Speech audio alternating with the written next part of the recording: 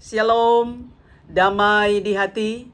Puji Tuhan, berjumpa lagi dengan saya Pendeta Tirsa Tairas sebagai Ketua Badan Pekerja Majelis Jemaat Gemim Elroy Malalayang, wilayah Manado Malalayang. Saat ini akan membagikan kebenaran firman Tuhan dalam kitab Yohanes pasalnya yang ke-13, ayatnya yang ke-21 hingga ayat 30 dalam tema sesungguhnya seorang di antara kamu akan menyerahkan aku. Saya berharap dan berdoa dimanapun Bapak Ibu Saudara-saudara berada, kiranya tetap mengalami kasih dan kebaikan Tuhan sehingga ada dalam keadaan sehat, kuat, tetap semangat, bersukacita dan senantiasa bersyukur kepada Tuhan. Sebelum kita membaca dan merenungkan kebenaran firman Tuhan, mari berdoa. Ya Tuhan Yesus, Engkau adalah firman yang hidup. Kami sungguh membutuhkan firman-Mu. Karena itu saat ini kami datang kepadamu dalam kerendahan hati, memohon hikmat sorgawi untuk kami memahami dengan jelas apa maksud firman Tuhan, sehingga kami mampu melakukan dengan benar kehendak firman-Mu. Teduhkanlah hati dan pikiran kami, dan isilah bejana hati kami yang kosong dengan firman-Mu. Kami siap sedia mendengarkannya. Dalam nama Yesus kami berdoa. Amin. Mari bersama-sama kita membaca Yohanes pasalnya yang ke-13, ayatnya yang ke-21 hingga ayatnya yang ke-30 dalam perikop Yesus memperingatkan Yudas.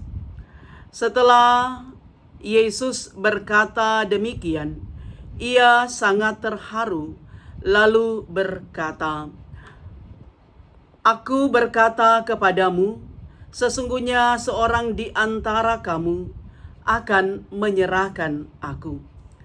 Murid-murid itu memandang seorang kepada yang lain. Mereka ragu-ragu siapa yang dimaksudkannya.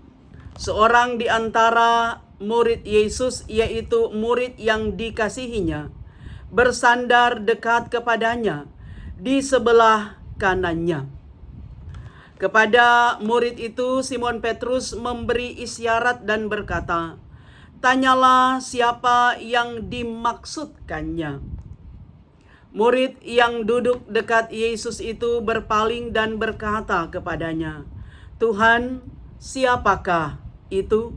Jawab Yesus, Dialah itu yang kepadanya aku akan memberikan roti sesudah aku mencelupkannya. Sesudah berkata demikian, ia mengambil roti, mencelupkannya dan memberikannya kepada Yudas anak Simon Iskariot. Dan sesudah Yudas menerima roti itu, ia kerasukan iblis. Maka Yesus berkata kepadanya, Apa yang hendak kau perbuat, perbuatlah dengan segera. Tetapi tidak ada seorang pun dari antara mereka yang duduk makan itu mengerti apa maksud Yesus mengatakan itu kepada Yudas. Karena Yudas memegang kas, ada yang menyangka bahwa Yesus menyuruh dia membeli apa yang perlu untuk perayaan itu atau memberi apa-apa kepada orang miskin. Yudas menerima roti itu lalu segera pergi. Pada waktu itu hari sudah malam. Demikianlah pembacaan firman Tuhan. Bapak Ibu Saudara-saudara yang kekasih di dalam Tuhan, semua orang pasti tidak ingin dikhianati. Sebab ketika dikhianati, pasti merasa sangat sedih, merasa sangat kecewa. Bahkan ketika ada orang dikhianati, rasanya hidup ini tidak ada lagi artinya. Bahkan ada yang mengatakan rasa-rasa somo mati kalau dikhianati. Ketika istri mengkhianati suami, ketika suami mengkhianati istri, atau katakanlah ketika kita menjadi korban dikhianati, maka kita merasa bahwa hidup ini sepertinya tidak ada ujung dan tidak ada awal. Orang kehilangan semangat, orang kehilangan gairah hidup karena memang sakit hati ketika dikhianati. Nah, saudara-saudara yang kekasih di dalam Tuhan, walaupun disadari kadangkala seorang pengkhianat merasa bahwa biasa-biasa saja ketika dia mengkhianati orang lain. Seorang pengkhianat merasa bahwa tidak ada masalah, no problem dengan apa yang ia lakukan. Tetapi si korban pengkhianatan itu sangat merasa kecewa dan sedih. Nah, saudara-saudara yang kekasih di dalam Tuhan, Yudas dia terkenal sebagai seorang pengkhianat. Karena Yudas dia mengkhianati gurunya sendiri, mengkhianati Tuhan Yesus. Bayangkan Yudas hari-hari ada bersama dengan Tuhan Yesus, ada dalam pelayanan bersama, melayani bersama, berjalan bersama. Bahkan Yudas itu dikatakan dia adalah seorang pemegang kas. Dia adalah seorang bendahara dari murid-murid Tuhan Yesus. Itu berarti bahwa Yudas mendapat kepercayaan yang besar dari teman-temannya, tetapi dari Yesus sang guru. Tapi tega-teganya sang bendahara, si Yudas ini mengkhianati Tuhan Yesus tanpa ada rasa bersalah. Nah, saudaraku yang kekasih, bacaan kita merupakan sebuah narasi yang menceritakan bagaimana Tuhan Yesus dia adalah Allah. Dia tahu bahwa salah seorang dari muridnya, yaitu Yudas, dia akan mengkhianati Tuhan Yesus. Karena itu tema perenungan kita adalah sesungguhnya seorang di antara kamu akan menyerahkan aku. Dialah Yudas sang pengkhianat. Nah, saudara, di ayatnya yang ke-21 dikatakan bahwa setelah Yesus berkata demikian, hal ini ada sangkut paut dengan pasal 13 ayat 1 sampai ayatnya yang ke-20, bahwa di sana Yesus dia membasuh kaki murid-muridnya. Seorang raja, seorang guru, dia rela merendahkan diri, dia menunjukkan bagaimana sebagai seorang Mesias yang datang dalam kerendahan untuk menyelamatkan setiap orang yang percaya kepadanya. Nah, saudara, dikatakan lalu bersaksi, aku berkata kepadamu. Maaf, setelah Yesus berkata demikian, ia sangat terharu. Saudara, seseorang kalau merasa terharu, itu sangat luar biasa perasaannya. Antara rasa senang, antara rasa bahagia, antara sukacita. Bahkan ketika orang terharu, terkadang rasa menangis. Bahkan terkadang menangis, mau menyatakan keterharuan itu. Perasaan yang sangat luar biasa. Dan Yesus berkata, aku berkata kepadamu, sesungguhnya seorang di antara kamu akan menyerahkan aku. Nah, saudara, Yesus tahu bahwa yang akan menyerahkannya kepada mereka yang akan menyalibkan Yesus, para prajurit, dikawal oleh tua-tua, ahli-ahli Taurat, orang-orang Farisi, bahwa dialah Yudas, salah seorang dari murid Tuhan Yesus. Murid Yesus tidak tahu, termasuk Petrus yang selalu ada di garda paling depan, yang selalu berani. Tetapi mereka tidak tahu siapa yang akan menyerahkan Yesus. Bahkan perkataan Yesus pun mereka tidak pahami apa yang dimaksud oleh Tuhan Yesus. Karena itu murid-murid mereka saling berpandangan satu dengan yang lain ketika mendengar ucapan dari Tuhan Yesus. Bahkan seorang di antara murid Yesus, yaitu murid yang dikasihinya, bersandar dekat kepada Yesus. Dan kepada murid itu Simon Petrus, dia memberi isyarat berkata, tanyalah siapa yang dimaksudkan Yesus. Siapa yang dimaksudkan Yesus, yang akan menyerahkan Yesus. Sehingga ada murid yang berkata, Tuhan, siapakah itu? Jawab Yesus, dialah itu yang kepadanya aku akan memberikan roti sesudah aku mencelupkannya. Nah, saudara, Yesus memberikan roti yang telah dicelupkannya kepada Yudas. Karena Yesus tahu hati Yudas. Yesus tahu apa yang akan terjadi dan apa yang akan dilakukan oleh Yudas. Kemudian saudara, Yudas menerima roti itu dan apa yang terjadi? Dikatakan Yudas dia kerasukan iblis. Dia membuka ruang iblis. Kuasa kegelapan merasuki dia. Dan saudara, orang kalau sudah dirasuki oleh iblis, oleh setan, maka dia tidak dapat bedakan lagi mana yang benar, mana yang salah, mana yang pantas dilakukan dan mana yang tidak pantas dilakukan. Karena itu saudara, Yesus dia berkata kepada iblis, kepada Yudas maksudnya yang telah dirasuki oleh iblis, apa yang hendak kau perbuat, perbuatlah dengan segera. Dan tidak seorang pun dari antara muridnya yang duduk makan itu mengerti apa maksud Yesus mengatakannya. Tidak ada orang yang tahu apa yang akan terjadi, apa yang akan dilakukan oleh Yudas, apa yang akan dialami oleh Tuhan Yesus. Tidak ada yang tahu. Kemudian saudara, di terakhir dikatakan, karena Yudas memegang kas, ada yang menyangka bahwa Yesus menyuruh dia untuk membeli apa-apa yang perlu untuk perayaan Paskah, karena waktu itu sudah hampir perayaan Paskah.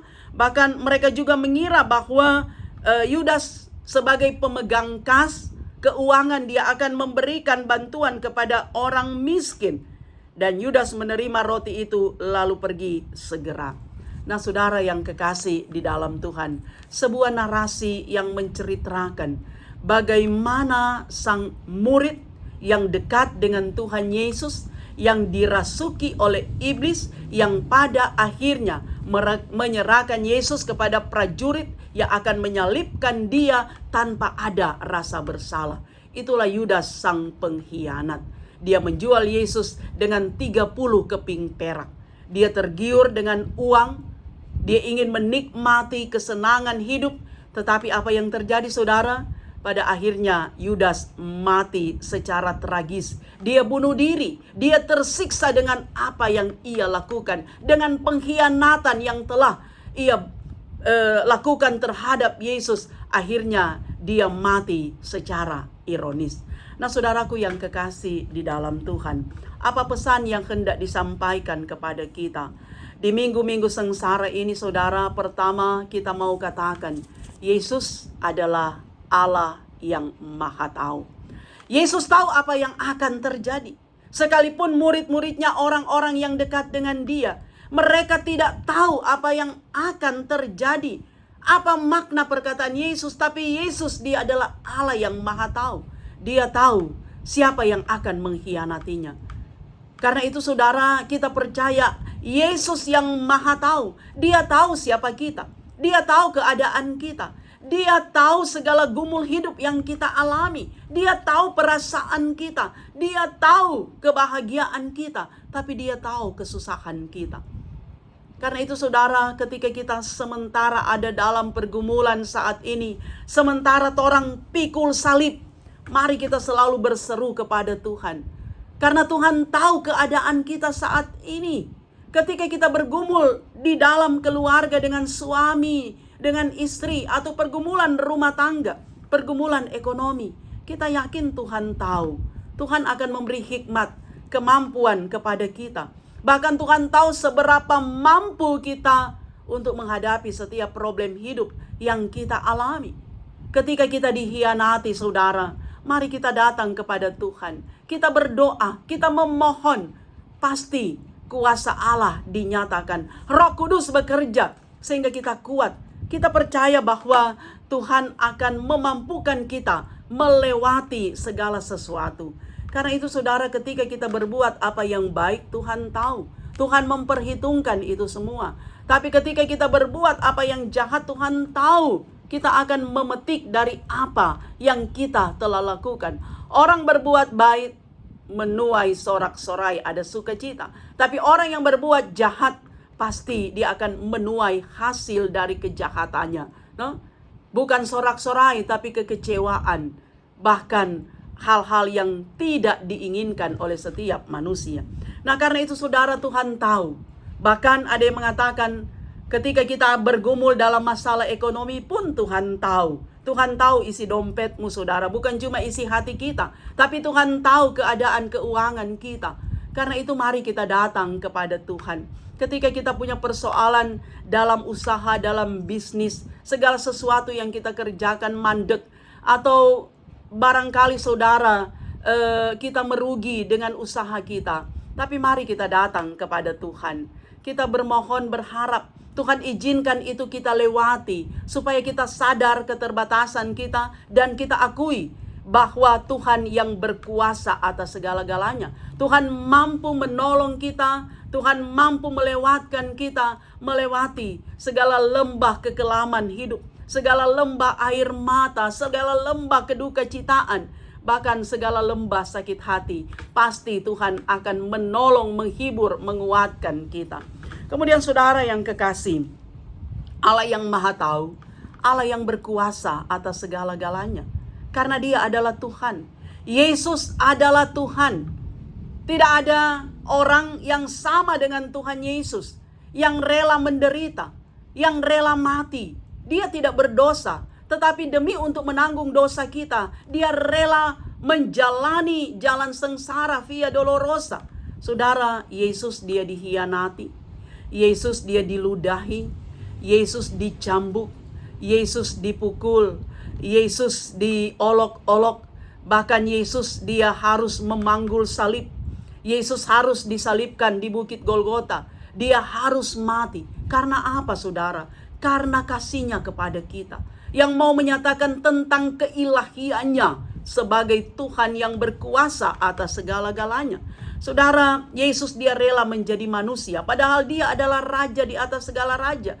Tapi karena Dia Tuhan, saudara, kalau kita nonton film The Passion, film Tuhan Yesus versi yang baru, maka kita melihat bahwa betapa sakit dan betapa menderitanya Tuhan Yesus ketika darahnya, peluhnya keluar saudara, menanggung derita demi kita manusia. Tidak ada manusia yang seperti Yesus, tapi Dia rela menjadi manusia untuk menyelamatkan kita manusia berdosa. Karena itu Yesus adalah Tuhan. Yesus adalah Allah yang berkuasa. Dia adalah awal dan akhir kehidupan kita. Karena itu seperti yang saya katakan tadi, Yesus adalah Allah. Dia tahu keadaan kita. Yesus Dia pernah menderita. Jadi Dia tahu penderitaan yang kita rasakan sama dengan orang. Orang kalau sudah pernah pergi ke Jakarta katakanlah, dia akan bercerita tentang Jakarta seperti ini, karena dia sudah pernah tahu. Tapi orang yang belum tahu, yang belum pernah pergi, kalau cuma lihat di media sosial, dia tidak paham seperti apa kota Jakarta. Tapi kalau dia tahu, pasti dia akan menceritakan secara detail, bagaimana keadaan kota Jakarta. Maka demikian pun Yesus. Yesus Dia pernah menderita. Yesus Dia pernah merasakan gumul hidup yang kita rasakan saat ini. Betapa berat. Karena itu Yesus tahu seberapa kita mampu menghadapinya. Kapan gumul hidup itu akan berhenti. Apakah kita sabar, kita taat.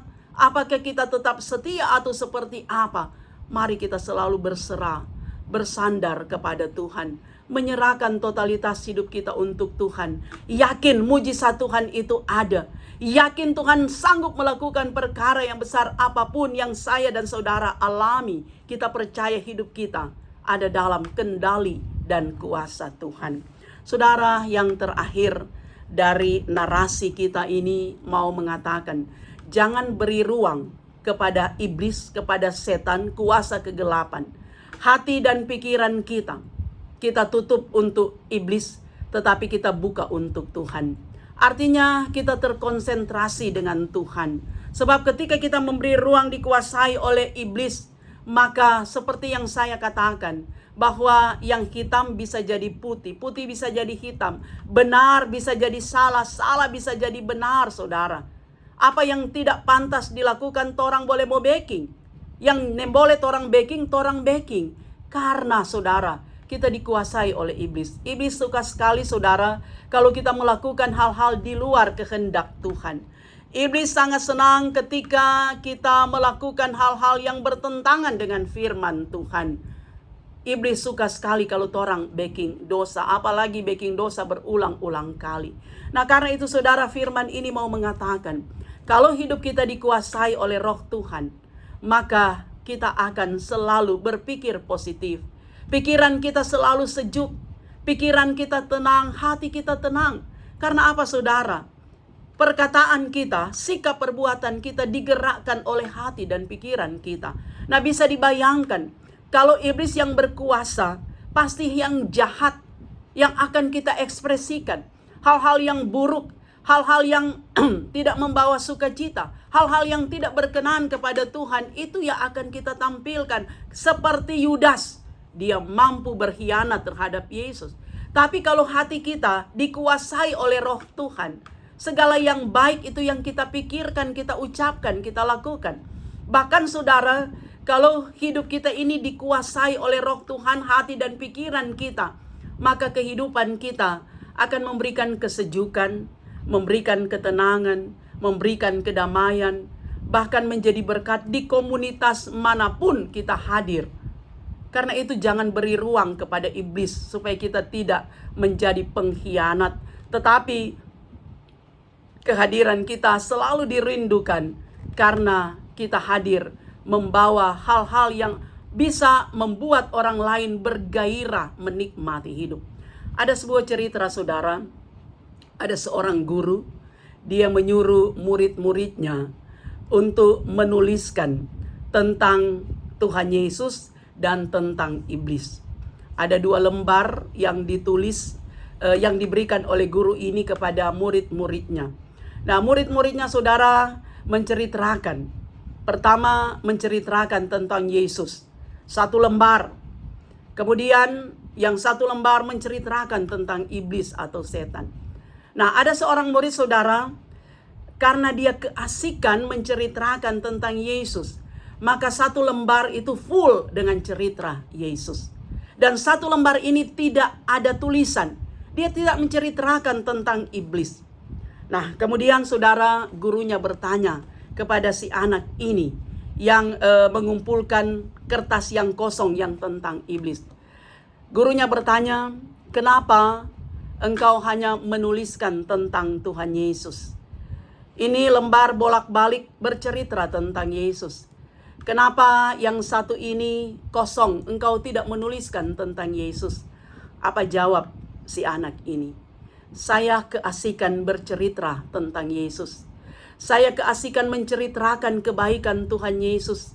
Saya keasikan menulis bagaimana pengalaman saya bersama dengan Tuhan Yesus. Dan saya tidak punya waktu untuk iblis. Karena itu saya tidak menulis apa-apa di lembar yang kosong ini. Karena saya tidak memberi ruang bagi iblis di hati dan pikiran saya. Nah, saudaraku yang kekasih di dalam Tuhan, maukah kita seperti seorang anak ini? Kita asik dengan cerita Tuhan Yesus. Kita asik dengan kebaikan dan kasih Kristus. Kita asik dengan pengalaman yang indah bersama dengan Tuhan Yesus. Dan kita tidak memberi ruang bagi iblis di hati dan pikiran kita. Kita menutup hati dan pikiran kita, iblis merasuki kita. Agar supaya hidup kita tenang, hidup kita penuh kedamaian, hidup kita hanya terkonsentrasi dan fokus kepada Tuhan Yesus. Itulah sejatinya hidup orang yang beriman. Hidup orang yang betul-betul percaya kepada Yesus. Yang mau menyangkal diri. Yang mau pikul salib. Sehingga mengaku sebagai murid Tuhan. Tidak mudah saudara. Tapi mari kita beri ruang Roh Kudus bekerja untuk kita. Bagi Tuhan tidak ada yang mustahil. Ketika kita punya niat. Ketika kita punya keinginan. Yesus Roh Kudus berkuasa atas seantero hidup kita, keluarga kita, persekutuan jemaat kita. Kita diubahkan oleh Tuhan. Kita dipulihkan, kita dibaharui. Sehingga minggu-minggu sengsara ini kita akan mengintrospeksi sejauh mana hidup kita senantiasa ada di dalam Tuhan. Sejauh mana hidup kita telah berbuat untuk Tuhan. Dan maukah kita pikul salib bersama Tuhan? Jawabannya ada di hati kita masing-masing. Tuhan Yesus memberkati. Mari kita berdoa. Terima kasih Tuhan, Engkau baik, sangat baik dan begitu baik. Kiranya Tuhan Engkau senantiasa memampukan kami melakukan kehendak firman-Mu. Kami tidak menjadi Yudas yang mengkhianati orang lain, yang mengecewakan. Tapi biarlah hidup kami berkenan di hadapan-Mu, menjadi murid yang setia, mengakui kedaulatan Tuhan, kebesaran Tuhan. Yesus Maha Tahu, Yesus Maha Sempurna. Karena itu biarlah hati dan pikiran kami akan selalu dikuasai oleh Roh Kudus, sehingga kami mampu mengekspresikan hal-hal yang baik lewat sikap, perbuatan, dan perkataan kami. Tuhan Yesus dipermuliakan. Mereka yang mendengarkan firman ini diberkatilah dimanapun mereka berada. Dalam nama Yesus kami berdoa. Amin. Demikian kebenaran firman Tuhan. Saya Pendeta Tirsa Tairas berharap kiranya Bapak Ibu terus mendukung YouTube channel Tirsa Tairas dengan cara nonton video, dengarkan kebenaran firman Tuhan, tekan tulisan subscribe, berikanlah jempol like, berikanlah komentar-komentar yang membangun, dan jangan lupa bagikanlah video ini di media sosial yang Bapak Ibu Saudara miliki, dan tekan lonceng supaya ada notifikasi dari setiap update video saya. Tuhan memberkati.